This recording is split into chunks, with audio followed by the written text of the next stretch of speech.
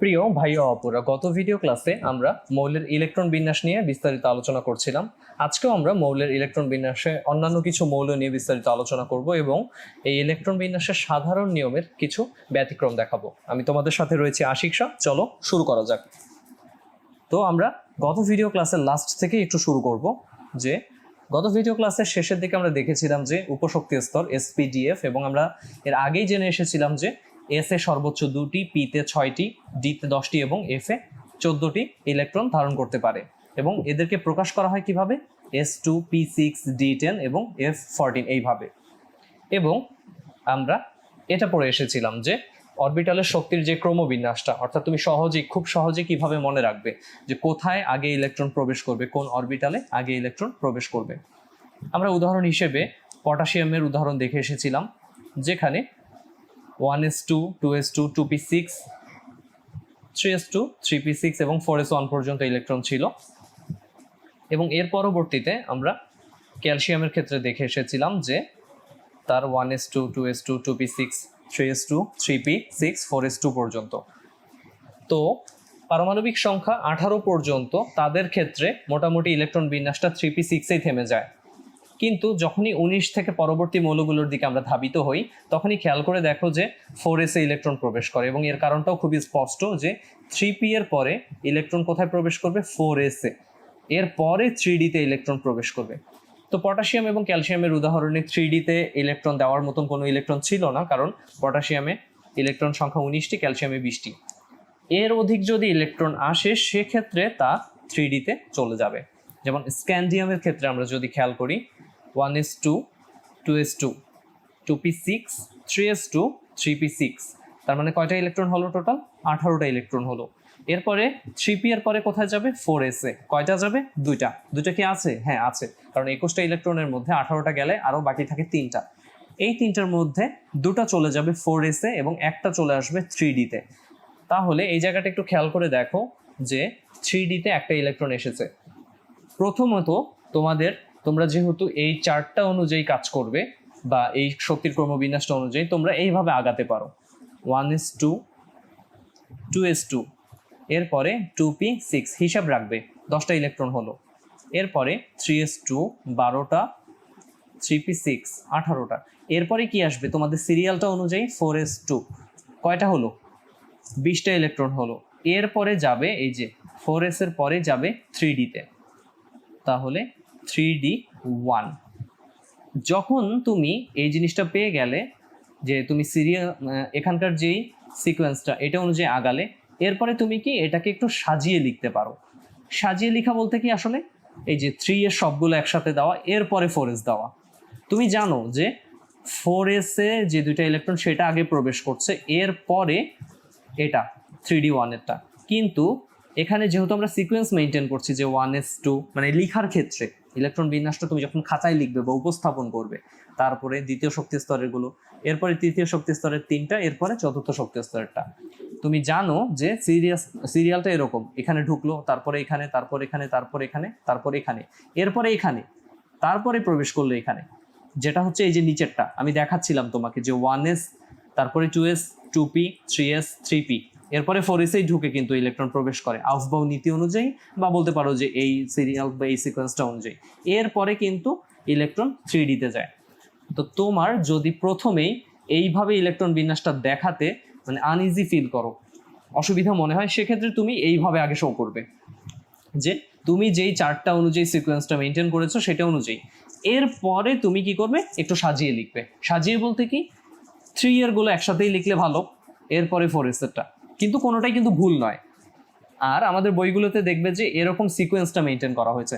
যেমন পরের উদাহরণটাও আমি যদি তোমাকে দেখাই, পরের উদাহরণে তুমি খেয়াল করে দেখো যে ভ্যানাডিয়ামের কথা বলা হচ্ছে, যেখানে ইলেকট্রন সংখ্যা হচ্ছে 23টি, মানে তার পারমাণবিক সংখ্যা আসলে 23। তাহলে 1s2, 2s2, 2p6, 3s2, 3p6 কয়টা হলো, 18টা ইলেকট্রন হলো, তাই না?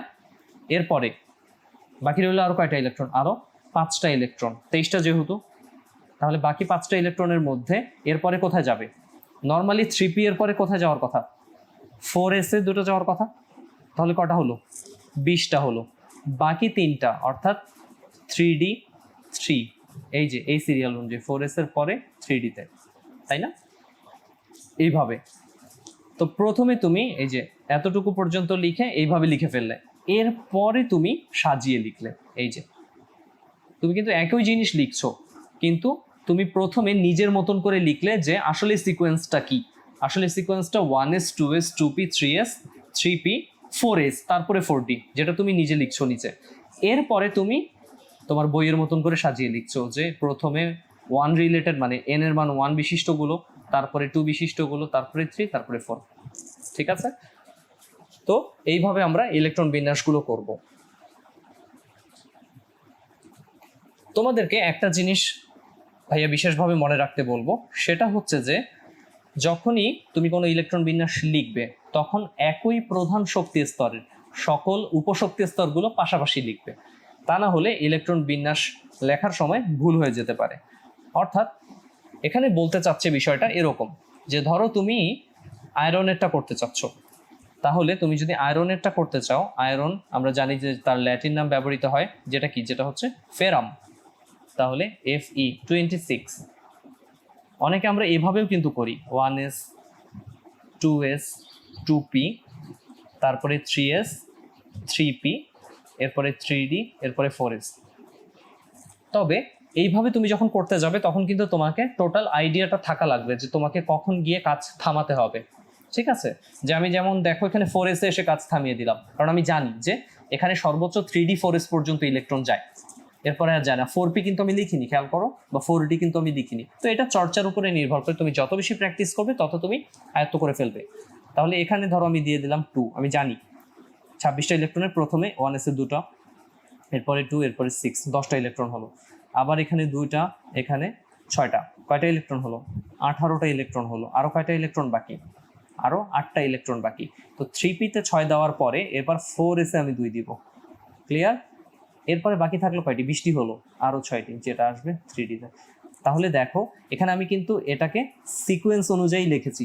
তার মানে এই যে প্রথমে 1, তারপরে 2, তারপর 3, তারপর 4 এর গুলো। ওকে, কিন্তু আমি ইলেকট্রন বসানোর সময় খেয়াল করো, এখানে 3p6টা বসানোর পরে আমি 4s 2টা বসিয়ে নিয়েছি, যাতে আমার হিসেবে কোনো গরমিল না হয়। এরপরে আমি 3d তে বাকি যে কয়টা রইলো সে কয়টা বসিয়ে দিলাম। 3d এর ক্যাপাবিলিটি মানে ক্যাপাসিটি কয়টা? 10টা ইলেকট্রন সে নিতে পারে, কিন্তু এখানে 6টা বাকি থাকছে, যে 6টা আমি 3d তে দিয়ে দিলাম। তো এটা তুমি যত চর্চা করবে তত তুমি শিখবে ধীরে ধীরে জিনিসটা। যেমন আমি যদি জিঙ্কের ক্ষেত্রে বলি তোমাকে, এটা হচ্ছে জিঙ্কের, তাহলে তুমি এখানেও একই কাজ করতে পারো, 1s 2s 2p 3s 3p 3d 4s। ওকে, এটা কিন্তু আরেকটা পদ্ধতি বলতে পারো তুমি, যে লেখার সময় আমি কিভাবে লিখছি। এখানে 2টা 2টা 6টা 2টা 6টা, কয়টা হলো? 18টা। আরও রইল 12টা। 3p এ 6টা দেওয়ার পরে এরপরে তুমি 4s এ ডিরেক্ট চলে আসবে। কয়টা? 2টা। টোটাল হলো 20টা, আরও বাকি রইল 10টা, যেটা 3d তে জায়গা হবে। তাহলে আশা করি তুমি বুঝতে পেরেছো যে তুমি এরকম নিয়মেও লিখতে পারো, যে আগে তুমি তোমার পছন্দ মতন এখানে 4s 2টা, তারপরে 3d একটা লিখলে, এরপরে তুমি এটাকে সাজিয়ে লিখলে এরকমভাবে। অথবা তুমি ডিরেক্টলি এভাবে লিখতে পারো, যেখানে তুমি ইলেকট্রন বসানোর সময় খেয়াল করবে যে কোনটায় আগে বসছে কোনটায় পরে বসছে। আশা করি বুঝতে পেরেছো সবাই। তাহলে এরপরে একটু আগে যেটা নিয়ে বলছিলাম, যে আয়রনের ক্ষেত্রে যেমন আমরা জানি যে n এর মান 1 হলে 1s2, n এর মান 2 হলে 2s2 2p6, n এর মান 3 3s2 3p6 3d6, তারপরে n এর মান 4 4s2। তো তাহলে এই জিনিসটার ক্ষেত্রে আমাদেরকে খেয়াল রাখতে হবে, 3d তে যে 6টা ইলেকট্রন আসবে এটা তুমি 4s এ আগে 2টা ফিল আপ করবে, তারপরে 3d তে আসবে। ক্লিয়ার? তাহলে তোমার আর জ্ঞানজামটা লাগবে না বা কোথাও ভুল হবে না। তাহলে সার্বিক ইলেকট্রন বিন্যাস দাঁড়ালো আমার এটা। এটা তোমাদের বোঝার জন্য যে n এর মানের সাপেক্ষে তুমি যখন অরবিটালগুলোকে লিখছো, আর এটা হচ্ছে একদম ফাইনালটা, যেটা তুমি পরীক্ষার খাতায় লিখবে। এবার আমরা এরকম কিছু চার্ট দেখে এসেছিলাম, তোমাদের মনে পড়ে যে আয়রনের ক্ষেত্রে 26, কেন ইলেকট্রন বিন্যাসটা তাই এরকম? কে শেলে মানে প্রথম শেলে 2টা, এরপরে এলে, দ্বিতীয় শেলে কয়টা? 8টা, তৃতীয় শেলে 14টা, আর চতুর্থ শেলে 2টা। তো তখন তোমাদের মনে কনফিউশন ছিল যে ভাইয়া কেন, আমি তো এখানে 2 আর 8 কটা হলো? 10টা। বাকি যে 16টা ইলেকট্রন, 26 থেকে 10 বাদ দিলে কত? 16টা ইলেকট্রন আমি একবার এম এ দিয়ে দিলাম, মানে তৃতীয় শক্তি স্তরে দিয়ে দিলাম, কারণ তার ক্যাপাসিটি কত? 18। কিন্তু না, আমি বলেছিলাম যে এম এ 14টা, এন এ 2টা, মানে তৃতীয় শক্তি স্তরে 14টা, চতুর্থ শক্তি স্তরে 2টা। কিভাবে আসলো? এই যে খেয়াল করে দেখো যে 2 8, তারপরে এখানে কয়টা হয় আরো, এখানে আরো 8টা হয়, তাই তো? তাহলে কয়টা দাঁড়ালো খেয়াল করে দেখো, 2 8 8, তার মানে 18টা, এখানে আরো 2টা আসে, তারপরে বাকি 6টা এখানে যায়। তাহলে তুমি যদি ইলেকট্রন বিন্যাসের ধরন অনুযায়ী এই জায়গাটাকে নোটিস করতে চাও, এখানে কি রকম আসে, এই জায়গাটা কি মূলত, এটা হচ্ছে এই যে 3s2 3p6 3d6, এই যে এইটা পরে এসে প্রবেশ করে, আর এটা হচ্ছে 4s এর 2টা, তাই তো? একটু আগে যেটা দেখাচ্ছিলাম, এই জন্য 4টা শক্তি স্তরই লাগে। আবার তুমি ক্যালসিয়ামের ক্ষেত্রেও কনফিউশনটা একটু দূর করে ফেলো। ক্যালসিয়ামের ক্ষেত্রেও কেন 4টা শক্তি স্তরে নিয়েছিলাম আমরা, 2 8 8 2। অনেকের মনে প্রশ্ন ছিল তখন যে ভাইয়া প্রথম শক্তি স্তরের 2টা, পরবর্তীটাতে 8টা, এর পরের 10টা, তো একবারে তৃতীয়টাতেই দিয়ে দিতে পারতাম, দিলাম না কেন? এই যে অরবিটালের শক্তির উপরে আমি ইলেকট্রন প্রবেশ করাই, কম শক্তি সেখানে প্রথমে ইলেকট্রন যাবে, বেশি শক্তি তারপরে সেখানে ইলেকট্রন যাবে, এরকম ছিল বিষয়টা, তাই না? আমরা শিখলাম পরে। তো এই জন্যই আমরা এখন বুঝতে পারি যে ক্যালসিয়ামের 20টা ইলেকট্রন কেন 4টা শক্তি স্তরে রাখা হয়। 3টা শক্তি স্তরে রাখার ক্যাপাসিটি থাকলেও, ধারণ ক্ষমতা থাকলেও আমরা 4টা শক্তি স্তরে কেন নিলাম? অরবিটালের জন্য, অরবিটালের শক্তির ক্রমবিন্যাস অনুযায়ী।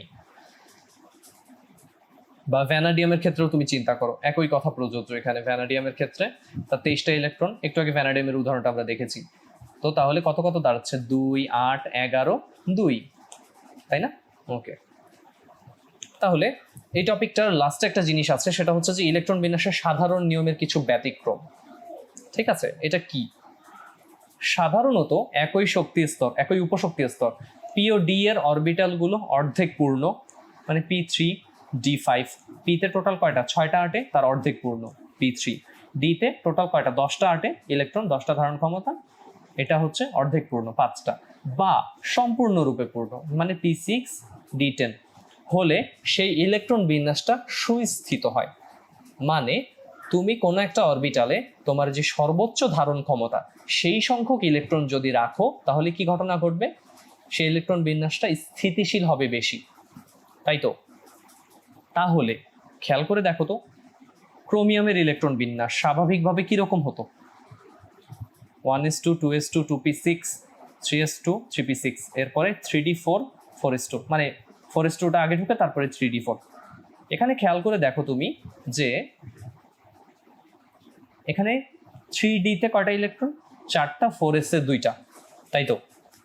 কিন্তু এখানে ডি অরবিটালে 4টা ইলেকট্রন, এই 4টা ইলেকট্রন থাকাকালীন অরবিটালটা কি সুস্থিত বা স্থিতিশীল হওয়ার আশঙ্কায় বা আকাঙ্ক্ষায় বলতে পারো, মূলত স্থিতিশীল হওয়ার আকাঙ্ক্ষায় সে 4s থেকে ইলেকট্রন নিয়ে নেয়।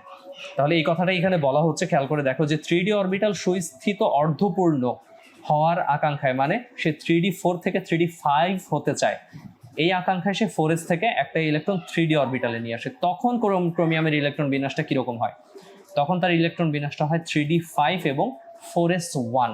ভাইয়া এটাও কি সম্ভব? হ্যাঁ, এটাও সম্ভব। কখন এটা সম্ভব হয়, এই যে বলছিলাম একটু আগে, যেটা হচ্ছে একটা সাধারণ নিয়মের ব্যতিক্রম। এখানে কি ঘটনা ঘটবে, এখানে অরবিটালগুলোকে অর্ধেক পূর্ণ বা সম্পূর্ণ পূর্ণ করার একটা টেন্ডেন্সি চলে, একটা তাগিদ চলে, ঠিক আছে? তাহলে তুমি একটা সিদ্ধান্ত এখন আসলে যে স্থিতিশীলতার যে ক্রমবিন্যাসটা অরবিটালের, সেটা পূর্ণ থাকলে সবচেয়ে বেশি স্থিতিশীল হয়, এরপরে অর্ধপূর্ণ থাকলে, তারপরে আংশিক পূর্ণ থাকলে। তো ডি অরবিটালের ক্ষেত্রে আমরা যদি বলি, ডি অরবিটাল ক্ষেত্রে পূর্ণ থাকে কত, d10 হলে, এই অবস্থায় সে সবচেয়ে বেশি স্থিতিশীল। কিন্তু এখানে তুমি যদি 3d4-কে 3d10 বানাতে চাও, তা কি সম্ভব? তুমি কি আর ইলেকট্রন নিতে পারবে? কারণ এর আগে 3p6 পর্যন্ত তো পূর্ণ অবস্থায় আছে, তুমি খুব বেশি হলে 4s থেকে ইলেকট্রন টান দিতে পারো। ভাইয়া এটা আমরা কেন করতে পারি? এটা করতে পারি কারণ 3d আর 4s এর মধ্যে না শক্তির পার্থক্যটা সর্বনিম্ন, ঠিক আছে? খুবই ন্যূনতম শক্তির পার্থক্য 3d আর 4s অরবিটালের মধ্যে, এই জন্য এটা করা যায়।